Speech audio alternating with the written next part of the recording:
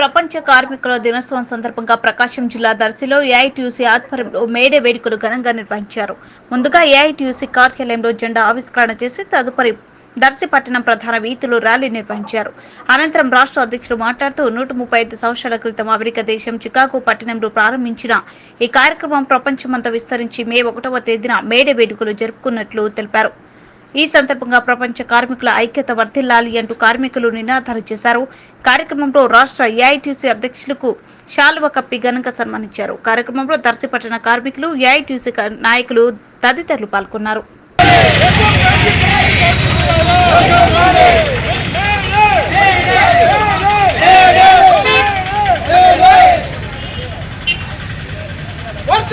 ప్రపంచ కార్మిక దినోత్సవం,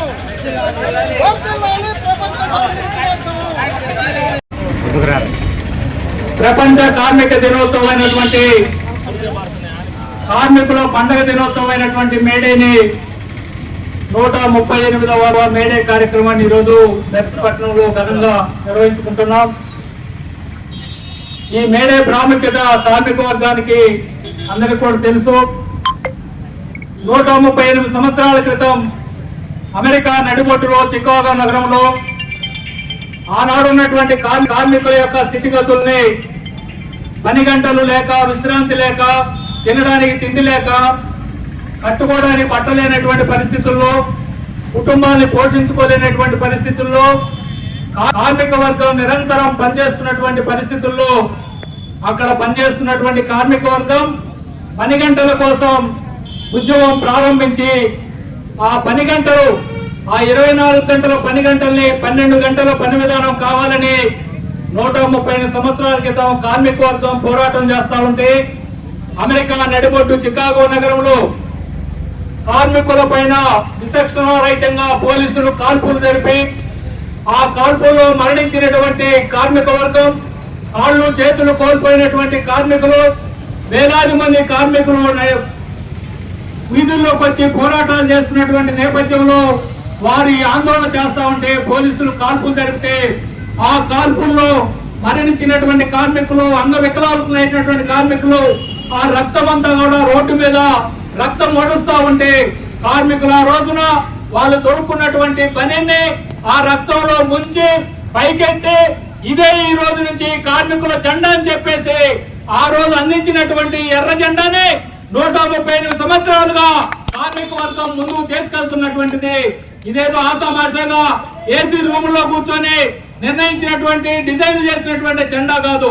కార్మికులు వాళ్ళ హక్కుల కోసం, వాళ్ళ సమస్య కోసం, పని గంటల కోసం, తినడానికి తిండి కోసం, కట్టుకోవడానికి బట్ట కోసం, ఉండటానికి ఇంటి కోసం పోరాటాలు చేస్తే ప్రభుత్వాలు పలకడంతో పలకరకపోతే, ఉద్యమాలు చేస్తే పోలీసు కాల్పులు కూడా లెక్క లేకుండా రక్తార్పణం చేసి వాళ్ళ రక్తంలో నుంచి అందించినటువంటి ఎర్ర జెండాని 135 సంవత్సరాలుగా కార్మిక వర్గం మోస్తా ఉంది, ముందుకు తీసుకెళ్తా ఉంది. వారు ఈ రోజు ఉన్నటువంటి అనేకమైనటువంటి హక్కులకి ఆనాడు వాళ్ళు ప్రాణ త్యాగాలు చేయడం ద్వారానే ఈ విధమైనటువంటి హక్కుల్ని ఈ రోజు మనం పొందగలుగుతా ఉన్నాం.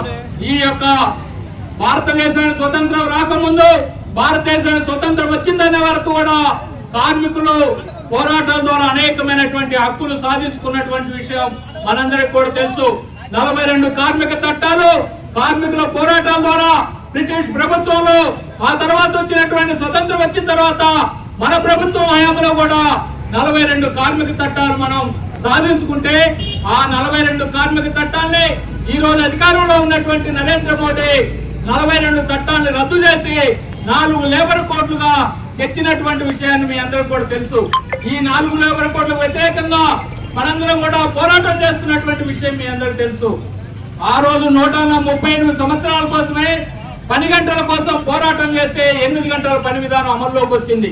అదేవిధంగా కనీస వేతన చట్టం వచ్చింది, కార్మికులు సంఘం పెట్టుకునేటటువంటి చట్టం వచ్చింది, కార్మికులు సమ్మె చేసే హక్కు వచ్చింది, పిఎఫ్ సౌకర్యం వచ్చింది, రిటైర్మెంట్ బెనిఫిట్స్ వచ్చాయి, కాంట్రాక్ట్ కార్మికులు పర్మనెంట్ చేసే అనేకమైనటువంటి ఈ 42 చట్టాలు రద్దు చేసి ఈరోజు మళ్ళా 30 సంవత్సరాల క్రితం ఏ పరిస్థితులు ఉన్నాయో నెట్టబడే విధంగా నరేంద్ర మోడీ 4 లేబర్ కోడ్లలో కార్మికుల హక్కులన్నీ కూడా కాలరాశాడు.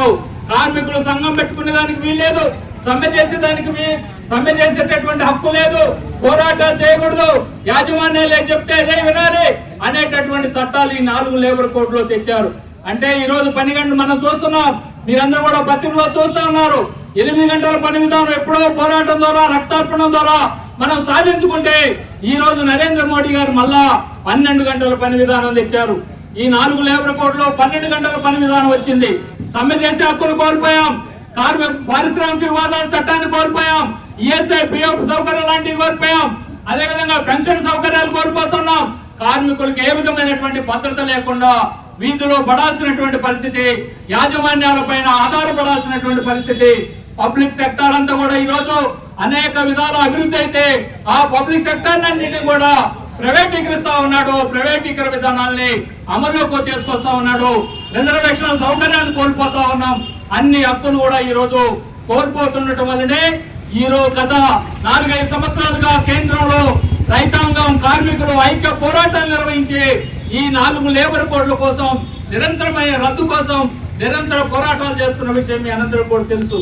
అందుకని 138వ మేడే దినోత్సవాన కార్మిక వర్గం అంతా కూడా కోల్పోయినటువంటి చట్టాలన్నింటినీ కూడా పునరుద్ధరించుకునేదానికి, మళ్ళా 8 గంటల పని విధానాన్ని పునరుద్ధరించేదానికి, సమ్మె చేసే హక్కుని పునరుద్ధరించుకునేదానికి, అదేవిధంగా యూనియన్లు పెట్టుకునేటటువంటి హక్కుని పునరుద్ధరించుకునేదానికి, పోరాటాలు చేసేదానికి ఈ 138వ మేడే రోజు కార్మిక వర్గం అంతా కూడా ప్రతినబూని భవిష్యత్తులో ఈ ప్రభుత్వాలు అవలంబిస్తున్నటువంటి కార్మిక ప్రజా వ్యతిరేక విధానాలు తిప్పికొట్టేదానికి పోరాటాలు సమాయత్తం కావాలని 138వ మేడే దినోత్సవం సందర్భంగా యావత్తు కార్మిక వర్గానికి ఏఐటీసీ రాష్ట్ర సమితి తరఫున విజ్ఞప్తి చేస్తూ ఈ దర్శిపట్టణ సోదరులందరూ కూడా నన్ను ఆహ్వానించి పతాక ఆవిష్కరణ కార్యక్రమానికి మేడే ఉత్సవాల్లో పాల్గొనేదానికి ఆహ్వానించిన మీ అందరికి కూడా ధన్యవాదాలు తెలియజేస్తూ సెలవు తీసుకుంటా ఉన్నాం.